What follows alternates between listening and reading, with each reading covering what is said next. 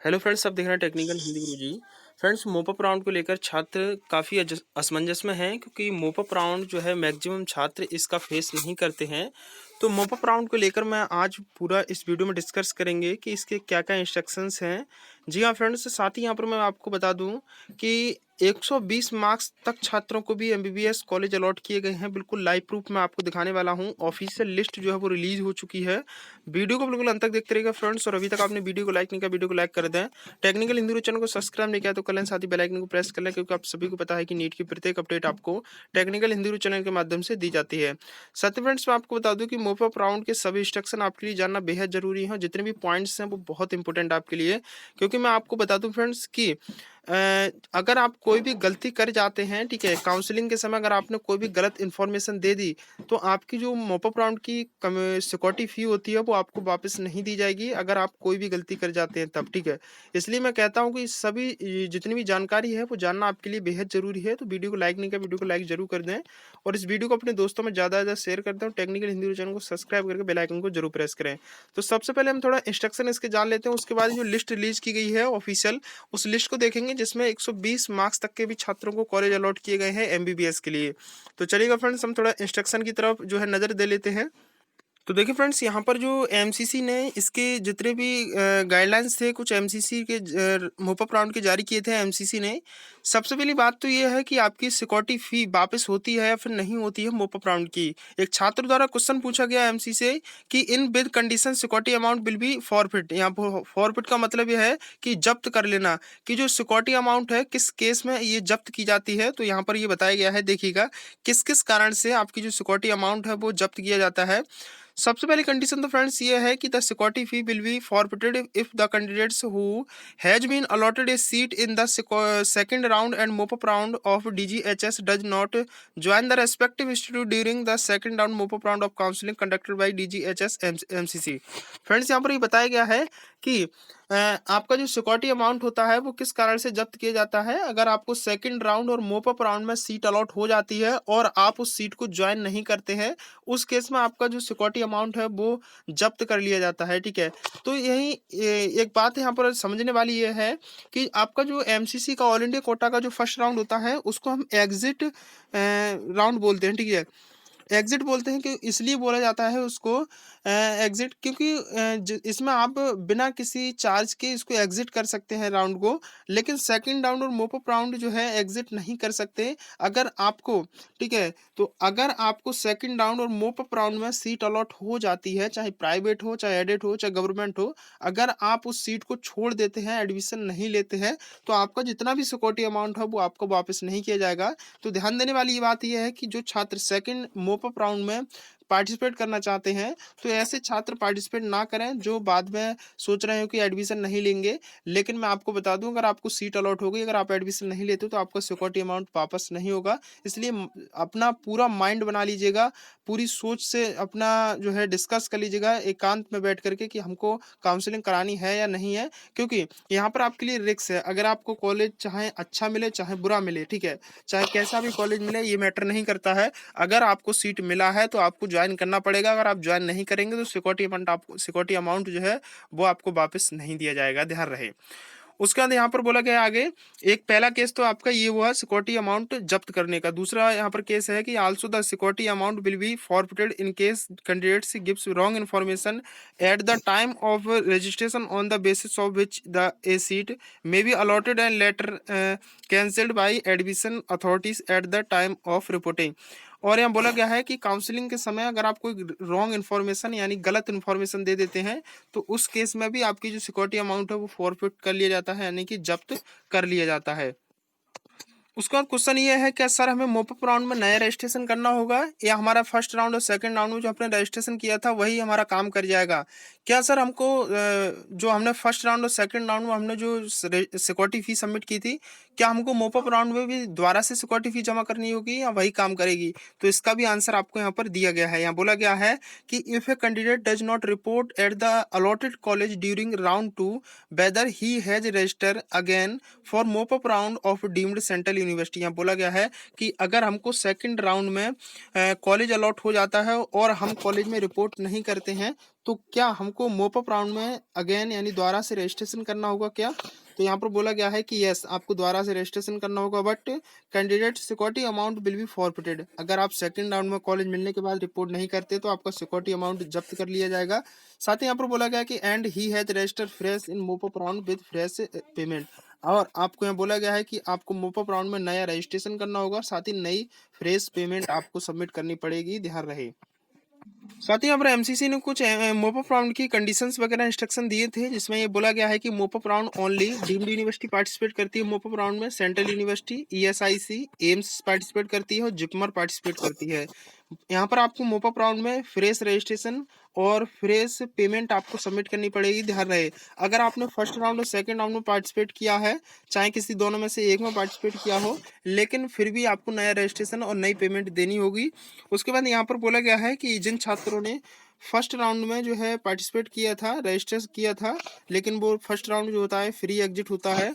उसके बाद यहाँ पर सेकंड राउंड में जिन छात्रों को सेकंड राउंड में कॉलेज अलॉट हुआ था, ठीक है, उन्होंने रजिस्ट्रेशन कर दिया था, लेकिन उनको जो है अगर वो एडमिशन वगैरह नहीं लेते तो उनका फॉरफिट कर लिया जाता है। साथ ही आपको नया रजिस्ट्रेशन करना होगा अगेन विद पेमेंट ऑफ फी। साथ ही यहाँ पर मैं आपको बता दूं कि जो फ्रेश चॉइस फिलिंग आपको मोपअप राउंड में करनी होगी, साथ ही रजिस्ट्रेशन करना होगा। मोपअप राउंड का जो रिजल्ट आता है वो एमसीसी की वेबसाइट पर जारी किया जाएगा।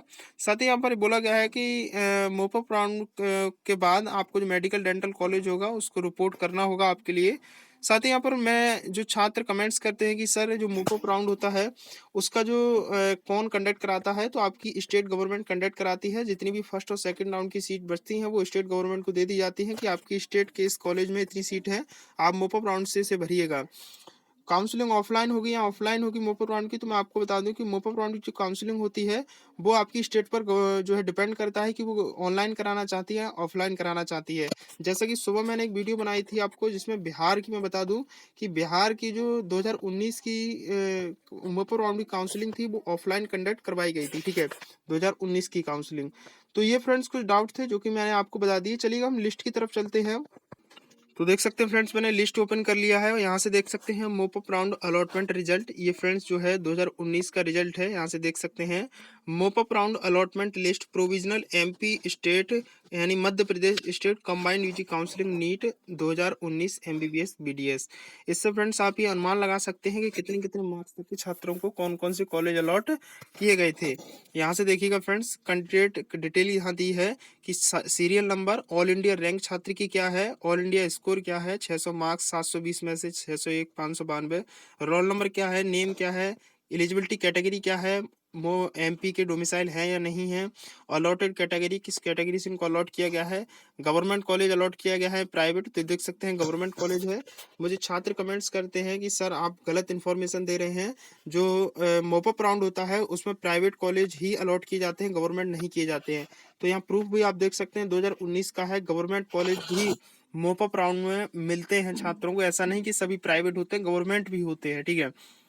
साथ ही यहाँ पर देखिएगा फर्स्ट राउंड के अंदर इनको कौन सा कॉलेज अलॉट हुआ था, ठीक है, जो अलॉटेड कॉलेज यहाँ देख सकते हैं गांधी मेडिकल कॉलेज भोपाल में जो कि गवर्नमेंट कॉलेज है, छात्रों को अलॉट किया गया था एमबीबीएस। अलॉटेड कैटेगरी क्या है, ठीक है, यहाँ देख सकते हैं। उसके बाद मोपअप राउंड का सेकंड राउंड का रिजल्ट ये है जिसमें आप देख सकते हैं, ठीक है।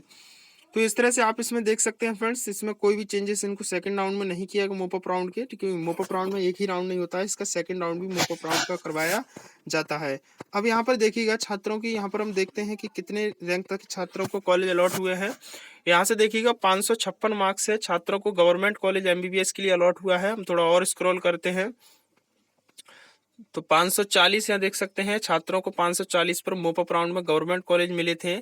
उसके बाद 521 पर देखिएगा 521 मार्क्स छात्र के हैं और यहाँ से इसको प्राइवेट कॉलेज भी मिला, छात्रों को अलॉट किया गया है, ठीक है। उसके बाद यहाँ पर हम थोड़ा और स्क्रॉल करते हैं,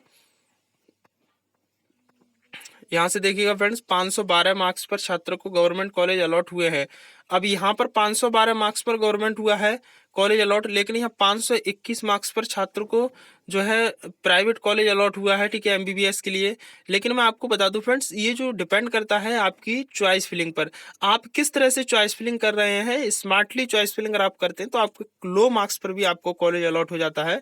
इस छात्र ने जो है थोड़ा स्मार्टली चॉइस फिलिंग नहीं किया होगा, इसलिए इसको प्राइवेट मिला है 521 के मार्क्स के बावजूद भी। लेकिन इस छात्र को 512 मार्क्स पर भी गवर्नमेंट कॉलेज अलॉट हो चुका है एमबीबीएस के लिए, आप यहाँ देख सकते हैं, ठीक है। उसके बाद 510 पर प्राइवेट कॉलेज है, ठीक है, मैं पूरी लिस्ट यहाँ पर आपको दिखाऊंगा। साथ ही हम थोड़ा और स्क्रॉल करते हैं, 599 मार्क्स, ठीक है, यहाँ देख सकते हैं 599 मार्क्स पर प्राइवेट कॉलेज अलॉट हुआ है छात्र को, आप यहाँ देख सकते हैं। उसके बाद फ्रेंड्स यहाँ से देखिएगा, मैं थोड़ा और स्क्रॉल करता हूँ, 555 मार्क्स पर देखिएगा, 555 मार्क्स पर छात्रों को यहाँ पर कुछ अलॉट नहीं हुआ है, कुछ भी अलॉट नहीं किया गया है। साथ ही यहाँ पर देखिएगा 550 मार्क्स पर छात्रों को गवर्नमेंट कॉलेज अलॉट हुआ है एमबीबीएस के लिए, आप यहाँ देख सकते हैं एमबीबीएस गवर्नमेंट, ठीक है। 450 मार्क्स छात्र के हैं, ठीक है, श्वेता है इनका नाम। साथ ही आगे हम और देखते हैं थोड़ा। उसके बाद यहाँ से देखिएगा 429 मार्क्स पर यहाँ पर बीडीएस के लिए प्राइवेट कॉलेज मिला है छात्र को, ठीक है। तो हम थोड़ा और नीचे चलते हैं। उसके बाद यहाँ से देखिएगा, मैं 168 मार्क्स पर छात्रों को देख सकते हैं कौन सा कॉलेज मिला है, कोई सा भी नहीं मिला है, ठीक है। 163 मार्क्स पर प्राइवेट कॉलेज मिला है, 162 पर प्राइवेट कॉलेज मिला है, ठीक है। इस तरह से आप यहाँ पर चेक कर सकेंगे। साथ ही यहाँ पर देख सकते हैं 126 मार्क्स पर प्राइवेट, 125 पर प्राइवेट मिला है छात्रों को कॉलेज।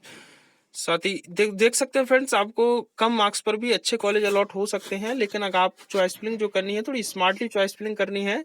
ऐसा नहीं कि आपका मन हुआ उसी तरह से भर दिया एक लंग से, आपको इस तरह से करना है, थोड़ा मार्क्स को देखना है और एवरेज निकालना है कि हमको ये कॉलेज मिल सकता है या फिर नहीं मिल सकता है। उसके बाद सीट मैट्रिक्स की बात है, कितनी कॉलेज में सीट है, और आपको चॉइस फिलिंग करने से पहले ये देखना बहुत जरूरी होगा कि आपके जो कॉलेज चॉइस फिलिंग कर रहे हैं उसमें कितनी सीट वैकेंट है, कितनी वैकेंट नहीं है। पता लगे आप जिस कैटेगरी से बिलोंग करते हैं उस कैटेगरी की उस कॉलेज में सीट ही ना हो तो आपको दिक्कत हो सकती है। तो ये जरूर देख लीजिएगा कि आपकी कैटेगरी की उस कॉलेज में सीट कितनी है कितनी नहीं है, ठीक है। ऐसा नहीं कि एक सीट हो आप लिए और फिलअप कर दें चॉइस फिलिंग में, क्योंकि आपके कैटेगरी के भी और कई स्टूडेंट होंगे जो आपका जो कॉलेज चॉइस फिलिंग करना चाहते हैं वो चॉइस फिलिंग उसी को कर दें। तो इसलिए जिस कॉलेज में ज़्यादा वैकेंट सीट हो, मैं कोशिश करें कि उसी कॉलेज में जो है आप चॉइस फिलिंग के लिए प्रेफर करें कॉलेज को। और ऐसा ही ना करें सभी, ऐसा बिल्कुल भी ना करें कि सभी गवर्नमेंट ही कर दें, कुछ प्राइवेट अच्छे बेस्ट कॉलेज भी होते हैं उनको भी प्रेफर करना, और जिसमें कम सीट है उनको भी प्रेफर करना, सभी ज़्यादा सीट वाले ही नहीं करना।